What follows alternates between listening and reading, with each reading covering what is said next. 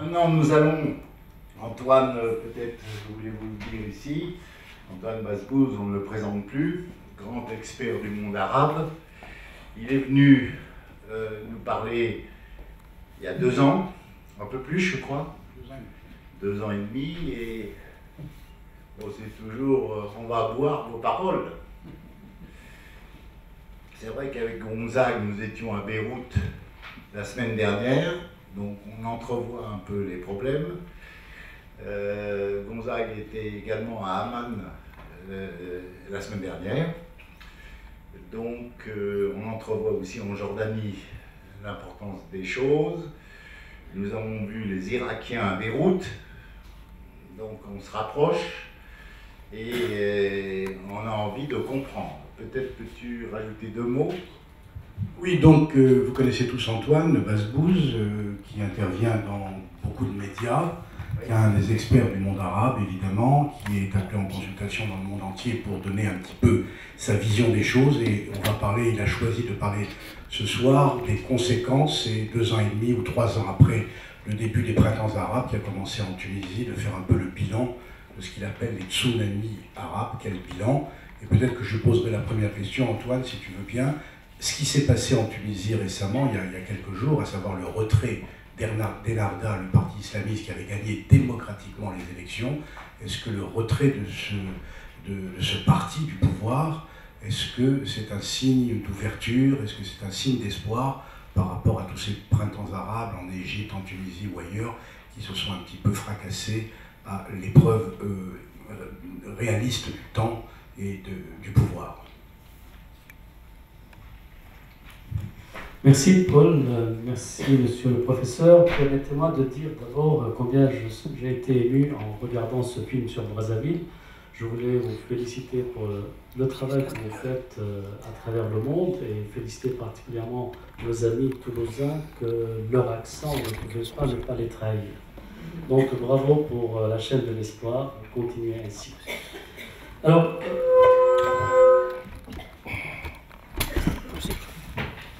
avant de répondre à la question très précise de Paul, faisons un peu rapidement le point des tsunamis arabes 3 ans après leur lancement.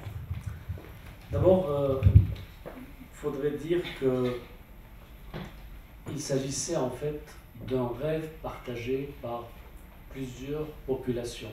Ce rêve pouvait être résumé en un rêve de liberté, un rêve de dignité, un rêve de prospérité face à des régimes qui avaient privatisé les États pour eux et pour leur descendance et pour leur clan. Eh bien, ce rêve-là s'inscrit dans le mouvement de l'histoire. Ce n'est pas du tout une volonté de puissance étrangère. Les puissances étrangères, la France, les États-Unis, ont été surpris par ce qui était arrivé, la France particulièrement pour la Tunisie, les États-Unis pour l'Égypte, et pourtant ce sont 2 pays qui sont extrêmement impliqués, autant en Tunisie qu'en Égypte. Et donc, ce n'était pas un complot, entre guillemets, de puissance étrangère, c'est une volonté intrinsèque des peuples de vouloir se libérer du joug des systèmes, des régimes qui s'étaient appropriés les États et les richesses. Alors, ça serait égoïste de voir des Occidentaux regretter ce mouvement. C'est un mouvement authentique, c'est un mouvement réel qui vient de la profondeur de ces peuples. Nous n'avons pas le droit d'être égoïstes et de dire c'était mieux avant. Plutôt, je dirais qu'il faut accompagner ces mouvements et les aider à aboutir et à s'émanciper. Mais ces tsunamis, ces rêves, est-ce qu'ils ont abouti? Et là, je dirais que la réponse est à géométrie variable. Commençons par la Tunisie, chère à Paul, pour dire que c'est l'exemple où nous avons vu cette révolution, ce tsunami, prendre le bon chemin. Il n'est pas abouti, mais ils sont sur un bon chemin. Et à cela, il faut dire que Bourguiba y était pour beaucoup. Bourguiba, le père de la Tunisie moderne, l'homme qui a permis à ce pays d'être le plus en avant dans la modernité, qui a donné aux femmes des droits égaux aux hommes, à l'exception de l'héritage. L'héritage, il n'a pas pu changer le concept coranique qui veut qu'une femme hérite la moitié d'un homme. Mais pour le reste, les Tunisiennes ont été chouchoutées, reconnues, agréablement servies par le régime de Bourguiba.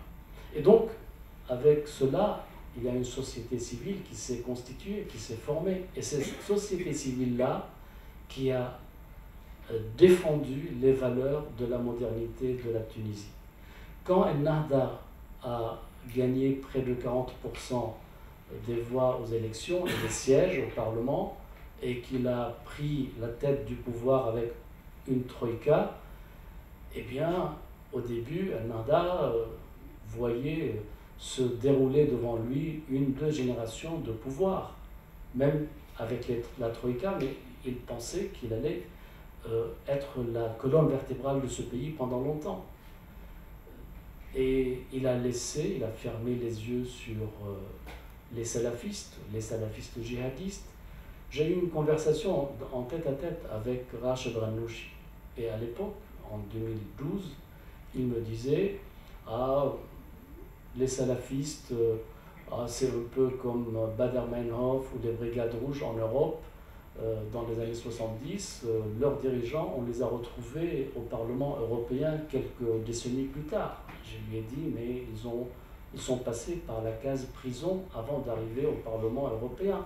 Ce que vous ne proposez pas aux salafistes qui exercent la violence sur la place publique. » À l'époque, Ennahda et Ranouchi pensaient pouvoir utiliser les voix des salafistes dans les futures élections et les maîtriser et les rendre, comment dirais-je, compatibles avec une voie démocratique. Mais finalement, au fur et à mesure que l'État faiblissait ou se montrait faible, eh bien les salafistes djihadistes prenaient de l'assurance et aggravaient leur cas en exerçant encore davantage de violence sur la place publique. Et quand les assassinats politiques ont commencé, la société civile s'est réveillée.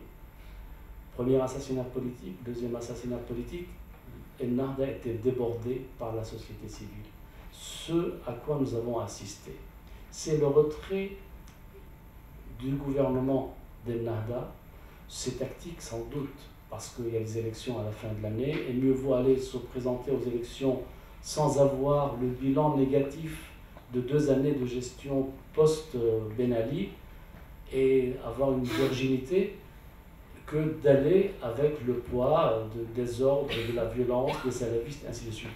Mais ça quand même dénote de quelque chose de bien, c'est-à-dire que les mouvements islamistes ont compris quelque chose, c'est la normalité de la politique. Ils sont là par la volonté du peuple et non pas par la volonté de Dieu. Et que aujourd'hui ils ont gagné, demain ils peuvent perdre, et après-demain ils peuvent regagner. S'inscrire dans cette alternance, c'est ça l'avantage, c'est ça l'hommage qu'il faudrait que nous rendions aux Tunisiens, à la société civile et à Ennahda qui a montré de la souplesse. J'ajoute quelque chose qui est essentiel, c'est que c'est arrivé après ce qui est arrivé au Caire, c'est-à-dire l'éviction du président frère musulman Mohamed Morsi. Les Tunisiens de Ennahda ont senti le feu arriver et ils ont fait cette concession tactique, mais n'oublions pas que c'est quelque chose qui a été obtenu par la société civile et qu'il faut saluer le courage de cette société civile. Je ne peux pas dire autant pour l'Algérie voisine. Parce que l'Algérie, quand les premiers soulèvements ont eu lieu en janvier 2011, eh bien, le régime, à bout de souffle, a acheté la paix civile avec le pétrodollar. ils ont distribué à tout le monde. Ils ont offert des cadeaux, des subventions à tout le monde. Et là, le président de la République, alors qu'il a 77 ans, je m'adresse à une société de médecins, d'infirmiers, de gens qui connaissent le métier. À 77 ans, quand on a subi un AVC, quand on ne parle pas, quand on ne bouge pas, quand on est sur une chaise roulante, c'est l'asile qu'il faut envoyer Bouteflika et non pas un 4e mandat. C'est un homme qui ne parle pas, on ne sait pas ce qu'il pense, il ne peut même pas signer les décrets, il ne peut pas bouger, et malgré ça, il veut avoir un 4e mandat. Jusque-là, les élections en Algérie se passaient avec une belle comédie, c'est-à-dire il y a plusieurs candidats, il y a un temps de parole dans les 2 dernières semaines réparti entre les différents candidats, il y avait une apparence. Et puis on découvrait dans l'élection suivante que c'était manipulé et que ce n'était pas vrai. Alors que cette fois-ci, c'est clair. Le FLN est divisé. Il a montré que cette élection n'était pas honnête. L'armée est divisée entre le DRS et l'état-major. Et le pays, la comédie ne passe plus. Nous sommes à 5 semaines des élections. On ne connaît pas la liste des candidats. Il n'y a pas eu de débat, il n'y a pas eu de programme. Et ce que les Algériens appellent une mafia autour du président et surtout de son frère qui veut garder Bouteflika en vitrine pour pouvoir continuer leurs affaires derrière, n'est pas dénué de vérité. C'est-à-dire que nous aurons, l'Algérie s'offrira un président en vitrine, mais qui ne présidera pas parce qu'il n'a plus les moyens physiques et intellectuels, et que c'est son clan qui va poursuivre la détention du pouvoir réel et du pouvoir économique. Et cela, je pense que c'est une ligne rouge que le système est en train de franchir au risque de s'offrir un tsunami algérien. Jusque-là, ils se sont épargnés cela, mais là, avec cette arrogance dans le déni, eh bien, il y a un vrai risque d'une explosion socio-économique. Alors, passons très rapidement sur un autre pays qui est le Maroc, qui très vite a mis un terme aux revendications du 20 février 2011. 17 jours après, il y a eu un discours royal, des réformes passées en référendum, un nouveau gouvernement qui est dirigé par un islamiste, frère musulman, du PJD. Bref, le roi, la monarchie, a gagné du temps. Mais ce temps est facteur de plusieurs choses. D'abord, si la situation économique en Europe s'améliore, eh bien, ça va donner de la marge, parce qu'il y aura des touristes, il y aura de la dépense, il y aura des devises. Si la pluie, un facteur, la pluviométrie dans ce pays peut faire et défaire le gouvernement. S'il y a une bonne pluviométrie, eh bien voilà, les 5 ans sont triplés. S'il y a une mauvaise pluviométrie sur plusieurs années, eh bien le Maroc aura des difficultés. Et donc, mais pour l'instant, première réaction de la monarchie, c'est d'avoir gagné du temps. Passons un peu à l'Est. La Libye de Kadhafi. Quel est l'héritage de Kadhafi? C'est néant, c'est zéro. C'est un pays qui n'a pas de constitution. C'est un pays qui n'a pas d'institution, qui n'a pas d'administration, qui n'a pas d'armée, qui n'a pas de police, qui n'a pas de justice. Et donc c'est un pays qui était gouverné par Kadhafi et son clan et sa famille. Donc aujourd'hui, les successeurs se retrouvent sans aucun instrument. Et du coup, le pays est éparpillé, écartelé, c'est le chaos. On ne sait plus qui gouverne quoi, et c'est un peu la bande de Zentan, la bande de Misrata, la bande de Benghazi, les tribus, les milices. Il y a une seule chose qui est constante, c'est que les islamistes de Libye ne veulent pas d'État. Ils se sont battus pour qu'il n'y ait pas de l'armée, pour qu'il n'y ait pas de l'administration. Ils se sont battus, ils ont même enlevé le fils du ministre de la Défense pour l'empêcher de signer la formation de soldats en Turquie, en Italie, en France, aux États-Unis, dans les pays qui ont contribué à l'éviction de Kadhafi aux côtés des Libyens, tout simplement parce qu'ils veulent être eux-mêmes la colonne vertébrale de ce pays. Donc la Libye, c'est le trou noir. C'est le sud de la Libye, c'est un sanctuaire des terroristes qui se sont échappés du nord Mali, qui se sont échappés du sud de l'Algérie, qui viennent de partout. Ils ont reconstitué un sanctuaire sous l'œil bienveillant ou malveillant des satellites qui tournent et qui constatent ce qui est en train d'arriver là-bas. Passons un peu plus à l'est pour arriver à l'Égypte, où depuis l'élection de Moubarak, nous sommes au 5e gouvernement, mais avec 2 alternances. Il y a 2 projets qui se sont confrontés. Le projet des frères musulmans, c'est de créer le califat, avec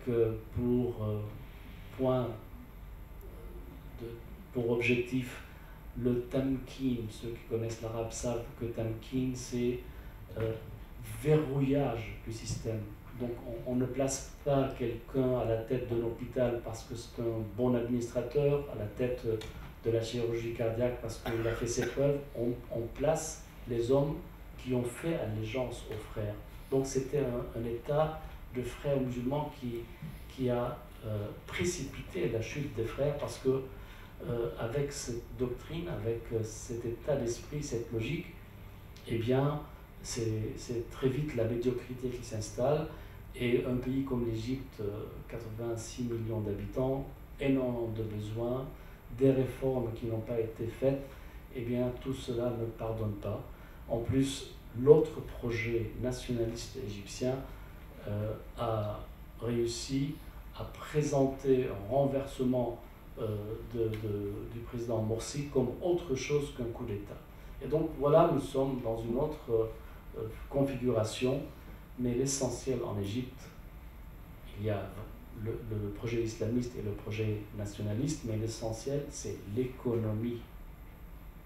L'économie. Parce que le déficit budgétaire en 2013 s'élève à 14% du produit intérieur brut. Ça fait 35 milliards de dollars de déficit. Tous les pays du Golfe réunis ont réussi à injecter 12 milliards pour récompenser le maréchal Sisi en été dernier. Mais 12 milliards sur 35 milliards de déficit, c'est une goutte d'eau. Et en plus, il va falloir réformer ce pays. C'est un pays qui a 6 millions de fonctionnaires. Ils viennent d'en rajouter 750 000 fonctionnaires qui étaient intérimaires. Ils les ont versés dans la fonction publique. Donc, c'est un pays qui a besoin de réformes. Il pêche par l'économie, par la mauvaise économie. C'est un pays qui, en s'installant dans une guerre d'usure entre djihadistes, islamistes et l'État, va faire fuir les touristes, va faire fuir également les investisseurs étrangers. Donc c'est un pays, quel que soit le dirigeant, qu'il soit barbu, qu'il soit étoilé, eh bien, il doit faire face à cette réalité qui est infranchissable, l'économie précaire de ce pays. Les aides du Golfe ne suffiront jamais à améliorer la situation. C'est de l'aspirine qu'on donne à un malade gravement atteint. Alors passons maintenant un peu plus à l'Est. Je vais peut-être en 5 minutes, j'ai encore 5. Bon. Alors, autre pays à l'Est, c'est la Syrie. La Syrie, c'est un pays à part, parce que Le pouvoir n'est pas de la même nature que ceux qu'on vient de citer. C'est un pouvoir sectaire, c'est un pouvoir d'une minorité dont le fondateur a pris toutes les précautions pour pouvoir faire face à la contestation.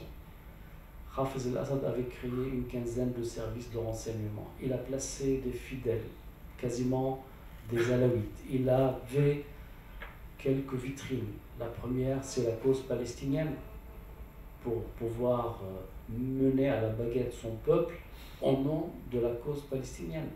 La deuxième, il a mis en avant le parti basse, un parti laïque. Ça lui permet de gouverner au nom d'une certaine laïcité, mais sur le fond, toute la colonne vertébrale de son régime est fondée sur l'allégeance des Alaouites à ce régime. Donc, quand Bachar al-Assad a arrêté de ce pays, il savait qu'un jour ou l'autre, ça pouvait exploser à la figure, et que son père n'a pas reculé à Hama en 1982. En 5 jours, il avait fait 30 000 morts. À l'époque, il n'y avait pas d'Internet. Eh bien, il n'y a pas une seule image, pas une seule photo. Eh bien, le fils, quand il a été contesté, il a eu la diabolique idée de transformer la contestation civile, la contestation, les revendications de liberté et d'égalité, il les a transformées en guerre communautaire, en faisant libérer 1000 islamistes qu'il avait enfermés en décembre 2011. Il les avait enfermés après en être servi contre les Américains en Irak. Une fois les Américains évincés, de retour en Syrie, il les a emprisonnés. Qu'est-ce qu'il a pris en décembre 2011 pour les élargir? Pensez qu'il a trouvé que c'était des innocents? Non. C'était pour pouvoir s'offrir le meilleur ennemi et pour pouvoir nous dire, à nous occidentaux, écoutez, choisissez entre ces barbus et moi je suis moderne. Regardez ma femme, elle porte des robes décolletées, elle est blonde, elle parle anglais, elle a vécu, elle est née en Grande-Bretagne. Faites votre choix entre Bin Laden et Bin Assad. Et dans cette structure, dans cette manipulation, il a été servi par ses alliés iraniens. Parce que rappelez-vous, à la fin de l'année 2001, quand les Américains ont attaqué Bin Laden en Afghanistan, Al-Qaïda s'est scindé en 2 groupes. Un groupe s'est enfui au Pakistan et un groupe s'est enfui en Iran. Le groupe qui a été hébergé en Iran comprend la famille de Bin Laden, son gendre Aboul Reis, vous vous souvenez, c'était le porte-parole. Eh bien, ces gens-là sont restés en Iran avec énormément de gens. Aboul Reis a quitté l'Iran l'année dernière, il a été repéré à Istanbul, les Américains l'ont réclamé, les Turcs ne pouvant pas, il n'y a pas d'accord de livraison avec les États-Unis, ils l'ont envoyé à Amman, et c'est Amman qui l'a livré aux Américains, et maintenant nous assistons à son procès. C'est le gendre de Bin Laden et son porte-parole. La famille de Bin Laden était consignée en Iran, elle a pu s'échapper en 2011. Alors l'Iran a envoyé la branche d'Al-Qaïda qui est la Brité en Syrie pour venir au secours de leurs collègues, de leurs amis, de leurs camarades que Bachar a libérés de ses prisons. Et qu'a fait Al-Maliki en Irak? Parce que tout ce beau monde, Irak, Iran, Syrie, Hezbollah, ça fait partie du croissant chiite. Al-Maliki, l'été dernier, a permis aux prisonniers djihadistes emprisonnés dans les 2 plus grandes prisons du pays de s'enfuir, de s'évader. Il n'a pas réussi à les rattraper alors qu'ils avaient 800 km de désert pour arriver en Syrie. Et on les a retrouvés en Syrie, et voilà ce que nous voyons sur nos écrans, les méchants djihadistes et le gentil Assad. Je caricature, mais je ne suis pas très loin de la réalité. Et qu'est-ce qu'on constate naïvement? On constate que, bon, il y a les méchants djihadistes de l'international sunnites, et il y a les gentils djihadistes de l'international chiite. Donc le Hezbollah, maintenant, est devenu islamiste, internationaliste, gentil. Les pasdarans d'Iran sont classés dans cette catégorie de djihadistes, internationalistes, gentils. Les djihadistes chiites d'Irak, Abul Fadl al-Abbas, ou les Houthis du Yémen que l'Iran a envoyés aux côtés d'Assad, ce sont des internationalistes djihadistes gentils. Et voilà, nous sommes embobinés par cette propagande qui fait que il y a des internationalistes djihadistes sunnites méchants, parce qu'ils sont contre Assad, et il y a des internationalistes djihadistes chiites qui sont gentils puisqu'ils sont aux côtés d'Assad. Donc voilà où nous en sommes. La réalité, c'est que la Syrie, c'est une boucherie à ciel ouvert. Vous ne pouvez pas vous imaginer la cruauté de ce régime qui bombarde les villes avec des barils de TNT. On voit les hélicoptères avec un câble qui pend 50 mètres en dessous, portant un baril. Et vous savez, c'est pas une arme dirigée, c'est une arme de terreur. Et vous balancez un baril au-dessus du 8e, il peut tomber selon le vent, la vitesse, la direction de l'avion, il peut tomber dans le 18e comme il peut tomber dans le 14e. Donc on n'atteint pas des cibles militaires, c'est une arme de terreur contre les civils.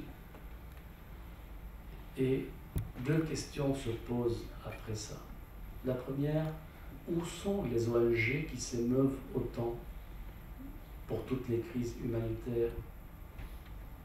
C'est bien de s'émouvoir, mais pourquoi on ne s'émeut pas quand on voit Alep à ce point écrasé par les barils?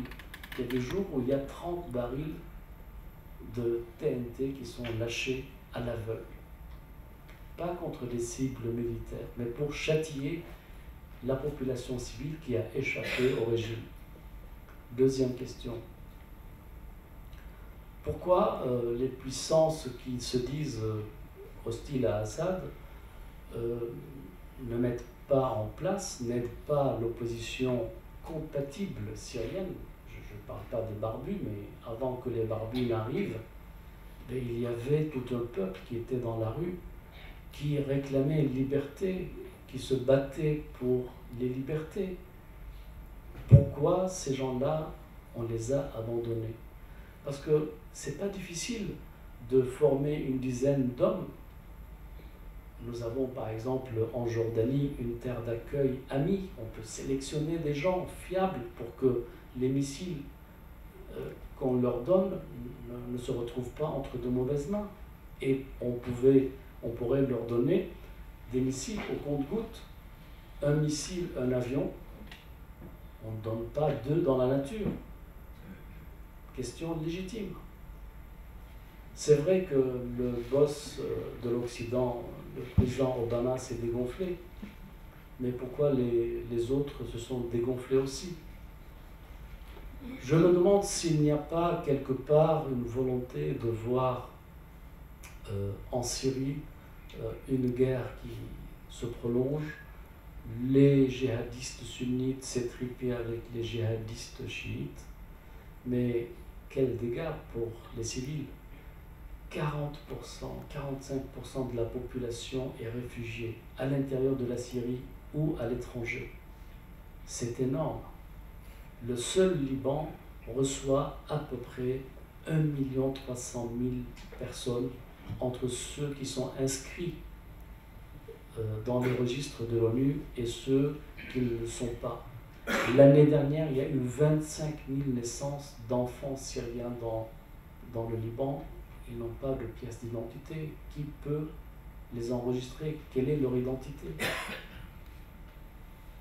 Donc, la Syrie, c'est quelque chose de terrible et nous assistons au silence coupable, à mon sens, face à ce drame. Alors, je comprends que Assad ne veuille pas, a peur que sa communauté ait peur, mais accélérons le mouvement. Si la solution c'est de donner aux alaouites minoritaires qui ont peur un alaouistan, mais faisons-le.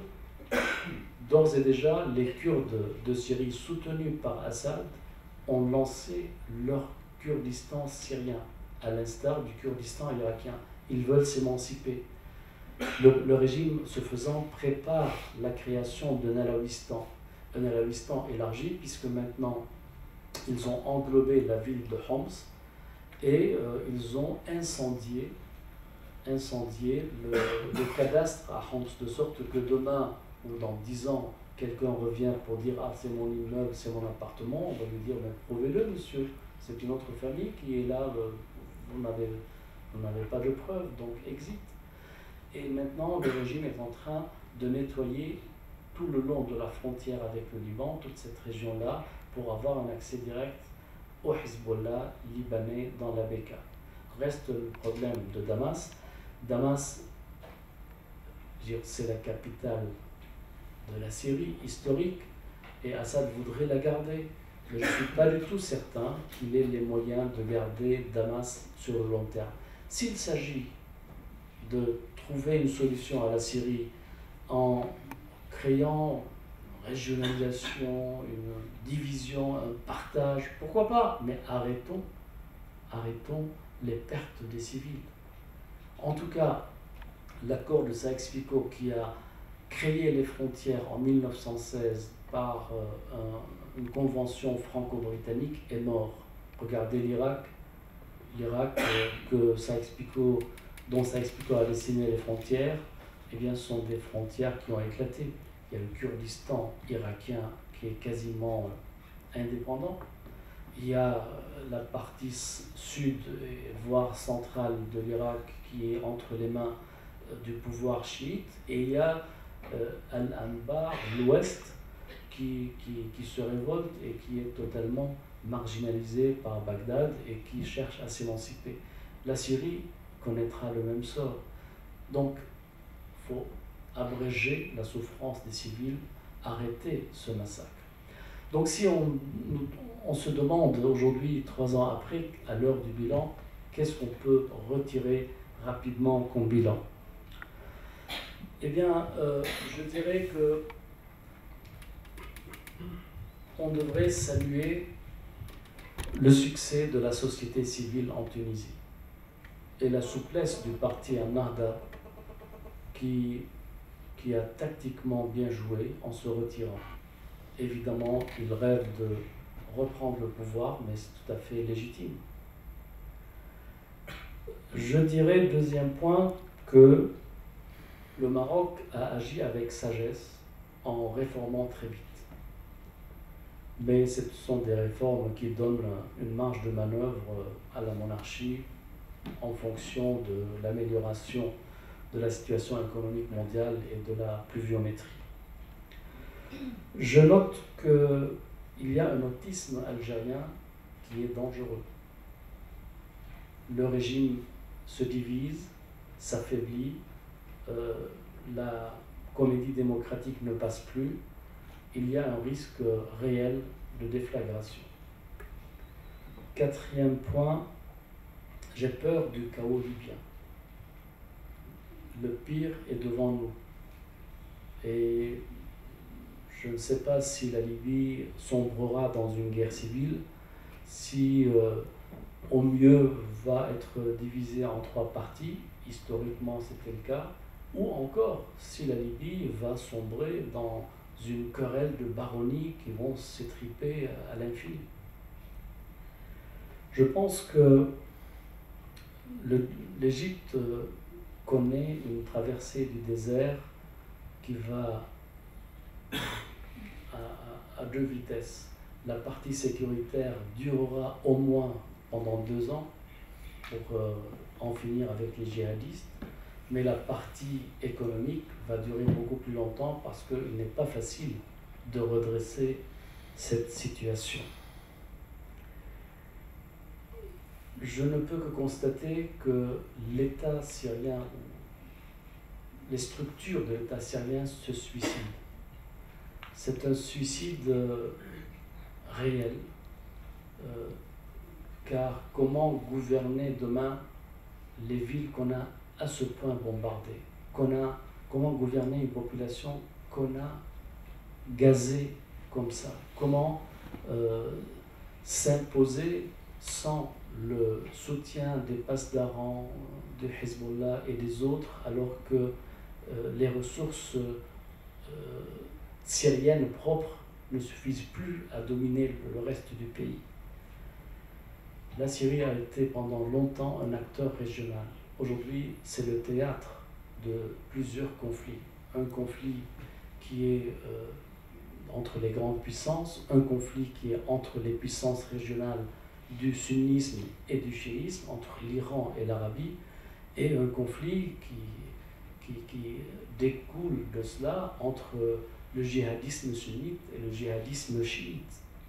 Et donc, je conclus que l'accord de Sykes-Picot de 1916 qui a imposé des frontières, ce sont des frontières qui ne pourront pas fêter leur centenaire en 2016 parce qu'elles ont d'ores et déjà implosé. Et donc, dernier point, je pense qu'avec ce bilan, les autres peuples arabes n'auront pas envie de tenter des révolutions, des tsunamis, sauf si on les force, et ce qui est apparemment aujourd'hui le risque algérien. Mesdames, Messieurs, Monsieur le Professeur, je vous remercie pour votre attention.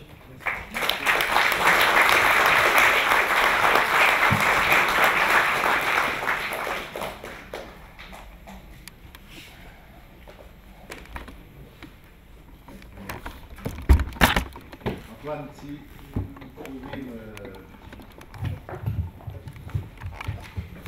Ce n'est pas parce que nous revenons de Beyrouth, mais Gonzague et moi aimerions avoir votre avis sur le Liban.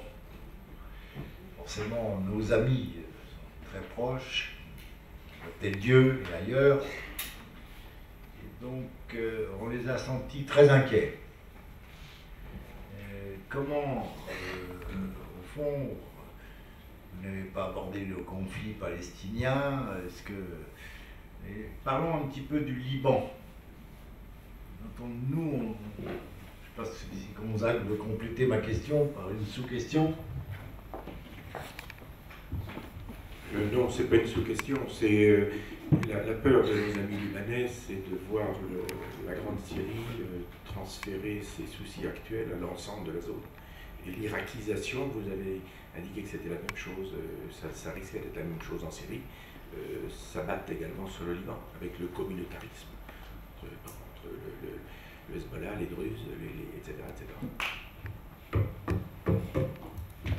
Bien, merci pour ces questions. Le Liban est une réelle source d'inquiétude, parce que c'est un pays quand même qui est épuisé, qui est en situation de guerre, de conflit depuis 1969. Ça fait quand même 45 ans que ce pays ne s'est jamais reposé.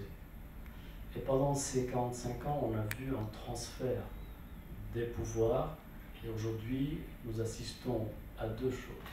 D'abord, la dissolution des institutions. Il y a un Parlement qui s'est autoprorogé son mandat.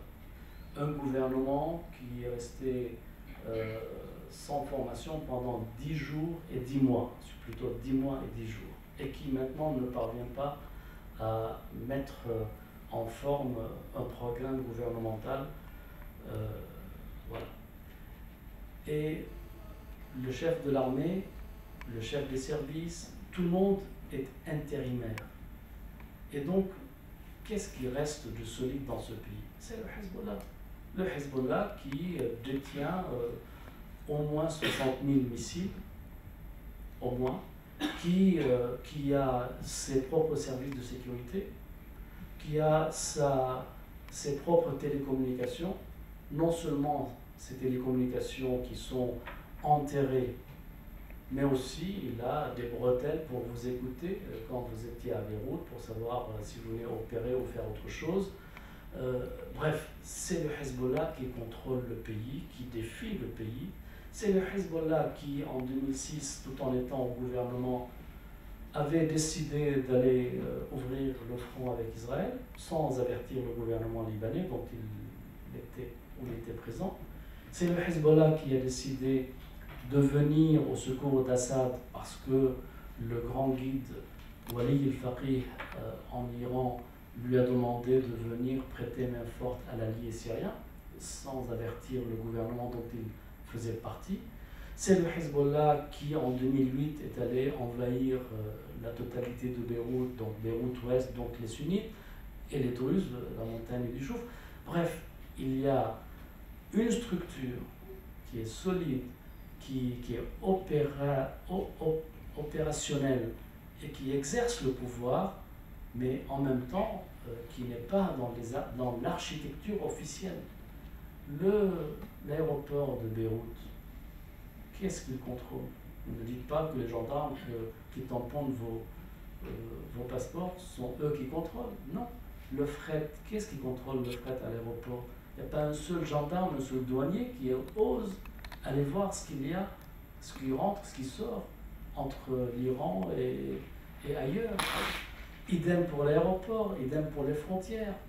Donc, le Liban pose réellement problème. C'est une situation dangereuse. La nature de ce pays peut changer. Le Hezbollah fait partie d'une alliance régionale majeure. Il fait partie de ce croissant chiite sous l'égide de l'Iran. Et aujourd'hui, il décide de la paix, de la guerre, des institutions. Et le président de la République actuel, il a un mandat qui se termine le 25 mai. Est-ce que le Liban aura un président d'ici là? Je n'en suis pas sûr. Si le Hezbollah préfère avoir le vide pour pouvoir améliorer ses positions et sortir de l'ambiguïté pour que quelques mois plus tard dire il y a une nouvelle donne, voilà des revendications, ainsi de suite, pourquoi pas? Donc le pouvoir réel dans ce pays est entre les mains d'hommes invisibles qui n'ont pas d'adresse et qui se réfèrent au Wali al-Faqih qui lui est entre Qom et Téhéran. Donc sur le plan économique, c'est terrible parce que le Liban n'a pas les moyens d'héberger l'équivalent du tiers de sa population en réfugiés. Et les Syriens se disent toujours que le Liban, comme il n'a pas organisé de camp, quand ils rentrent au Liban, ils se disent, voilà, on n'est pas repéré, on n'est pas répertorié, on n'est pas surveillé, on peut trouver toujours quelque chose à faire ou défaire, et donc ils se disent, de toutes les façons, entre la Syrie sous les bombes et le Liban dans la misère, mieux vaut aller se réfugier au Liban. Et ça ouvre la voie au débordement de ce pays.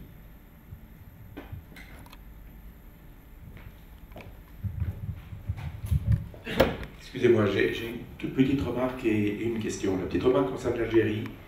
Je partage tout à fait votre inquiétude. Je dirais juste que, comme vous l'avez indiqué, le FLN est divisé, l'armée est divisée, et les 10 ans de crise, les 10 ans, la décennie terrible entre 1992 et 2002, a calmé les ardeurs des djihadistes. Je pense qu'en Algérie, ça sera surtout un problème politique. Alors ma question est la suivante. Vous n'avez pas dit un mot du Qatar. Le Qatar a eu quelque chose d'important qui s'est passé l'été dernier, avec le changement à la tête. Le fils est tout à fait différent du père. Il s'est rapproché de l'Arabie Saoudite. Les frères musulmans ont payé les conséquences.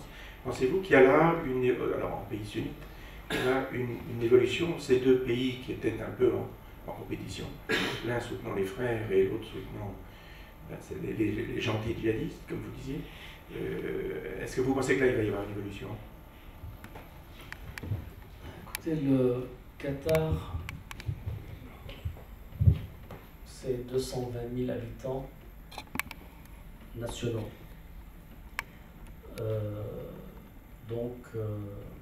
Mais avec énormément de mercenaires je n'emploie pas ce terme de façon péjorative.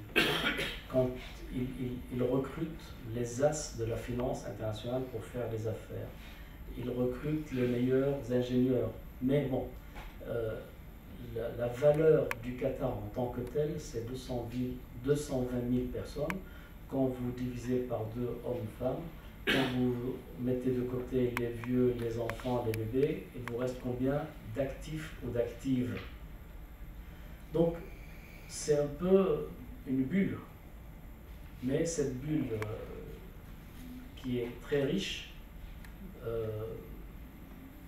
a attiré beaucoup d'allégeance. Et cette bulle, ce Qatar a réussi à quand même pour se placer sur la map monde avec le père Hamad en arrivant au pouvoir en 1995. Il avait un souci, c'est de situer son pays sur la carte du monde.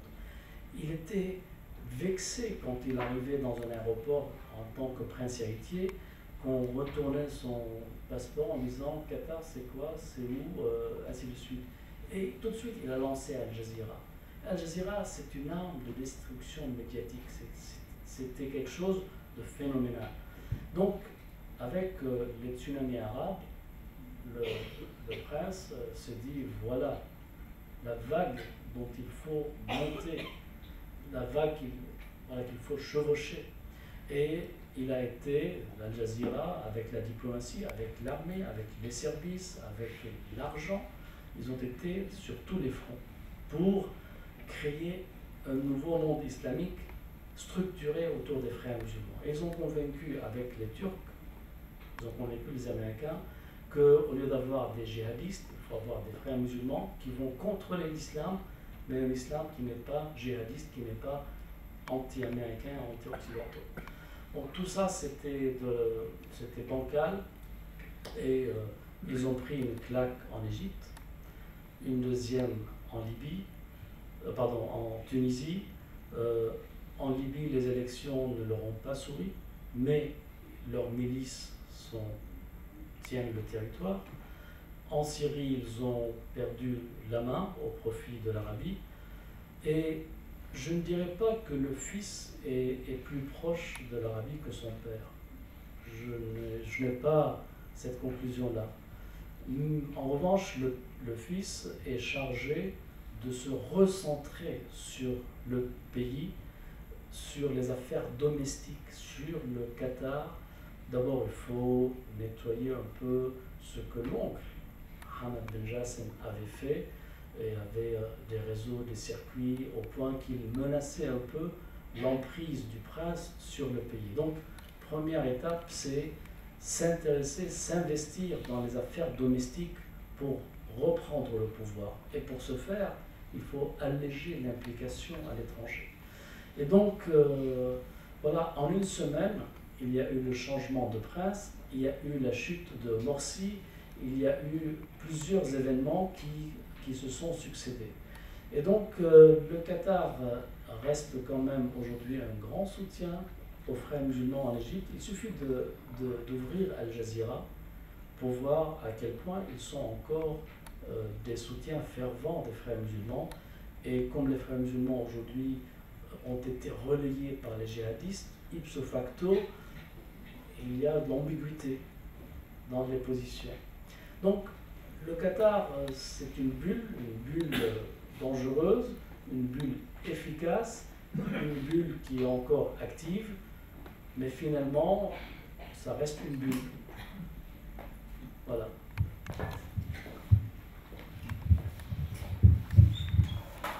Louis de Sex, très intéressé par votre conférence. Alors certes, l'Iran n'est pas un pays arabe, mais un pays perse, mais quel rôle joue l'Iran dans tout ce théâtre?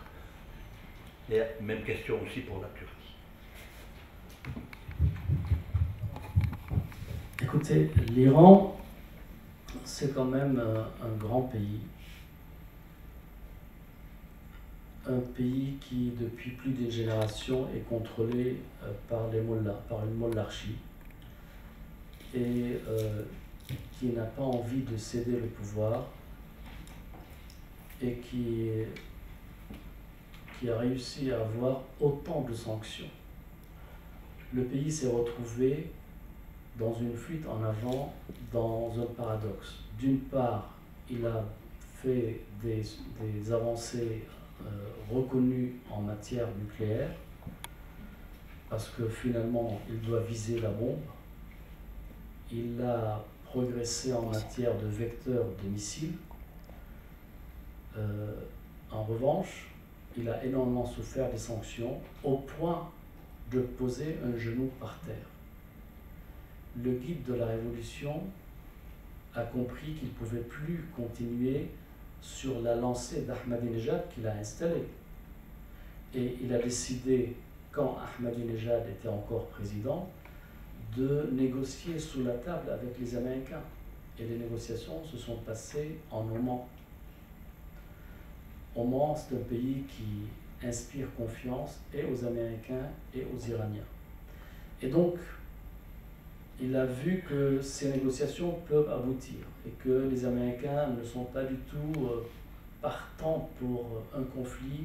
Ils veulent même tenir la main d'Israël. Et donc, de ce fait, il se dit, pour avoir un bon interlocuteur et avoir un bon accord, je vais lancer Rouhani, qui a dirigé l'agence atomique iranienne, qui est mollah, mais qui est modéré, qui sait parler à l'Occident, qui a fait des études aux États-Unis, pour le lancer comme président. Et voilà que le guide a lancé Rouhani, il a empêché d'autres candidats de se présenter, il a multiplié les candidats du camp en face pour que Rouhani puisse passer dès le premier tour. Et voilà, Rouhani est installé par la volonté du guide pour négocier avec les Occidentaux. Maintenant, les Iraniens initiés me disent, comme on a un genou par terre, comme on ne veut pas quand même perdre la face et avoir une révolution, une nouvelle révolution, on va jouer le jeu pendant un certain temps, le temps de retrouver nos forces, de retrouver nos moyens, de nous réindustrialiser, de retrouver des ressources, des devises, et notre programme est sacré, on le poursuivra et on réussira.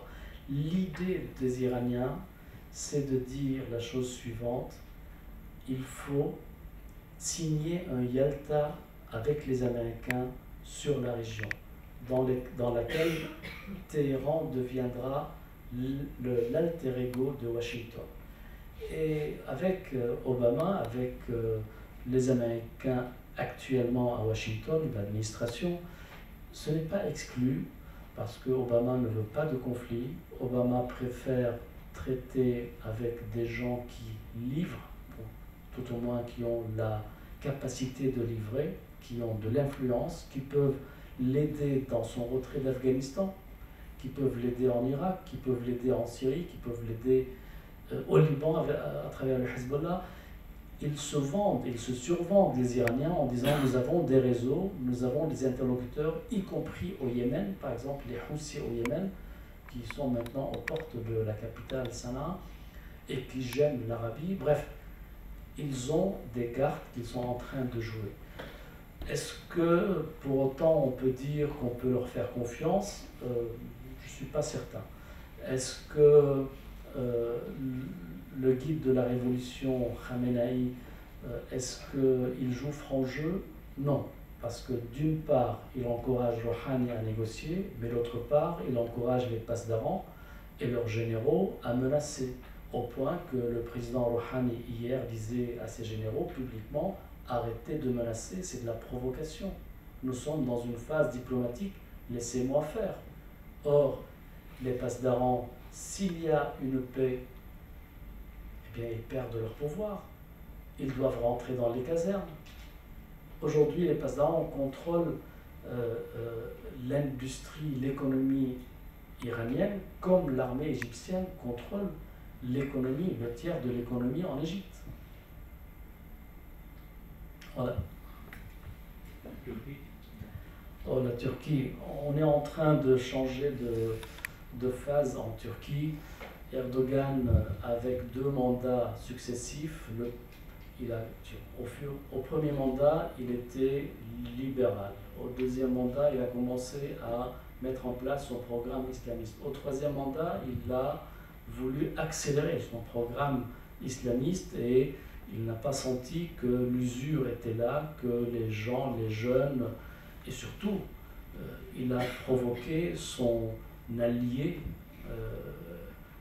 les jésuites de l'islam turc de Golem, ceux qui forment l'élite, ceux qui ont les écoles, les écoles de qualité, ceux qui ont des boursiers, ceux qui envoient leurs boursiers dans la police, dans l'administration, dans la justice, mais pour qui les portes de l'armée restent fermées. Donc ce conflit au sein de l'islamisme turc est en train de perdre Erdogan. En quelques jours, la semaine dernière, nous avons eu 2 enregistrements dans lesquels Erdogan est personnellement, avec son fils, cité d'enregistrements audio dans des affaires de corruption. Ses ministres, les enfants de 3 de ses ministres ont été impliqués, emprisonnés. Bref, la jeunesse a manifesté à Taksim.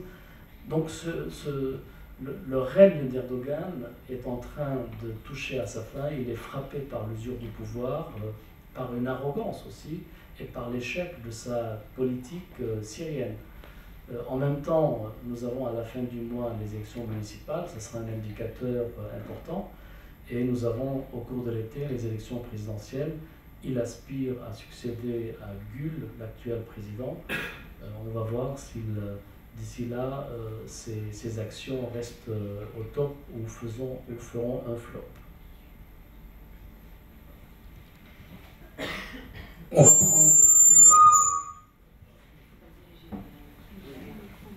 On va prendre une ou 2 questions et on va conclure. Je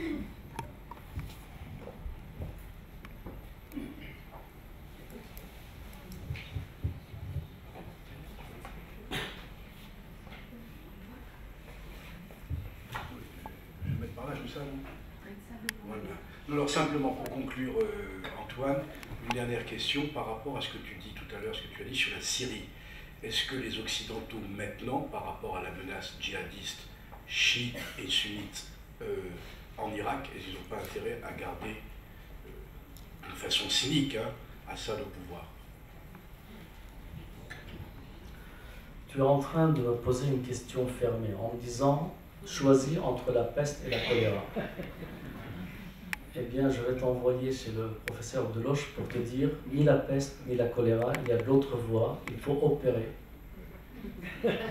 Sans envoyer de troupes, il est facile de trouver des interlocuteurs en Syrie, parce qu'il ne faut pas oublier que pendant 6 ou 7 mois, départ de la Révolution, il n'y avait pas un canif dans la rue, et pourtant tu avais des centaines de milliers de personnes dans toutes les villes qui sont sortis dire à Assad « dégage ». Il a transformé ses revendications légitimes en une guerre confessionnelle. Il doit se trouver aujourd'hui encore les moyens de renvoyer les uns et les autres et de trouver une autre alternative.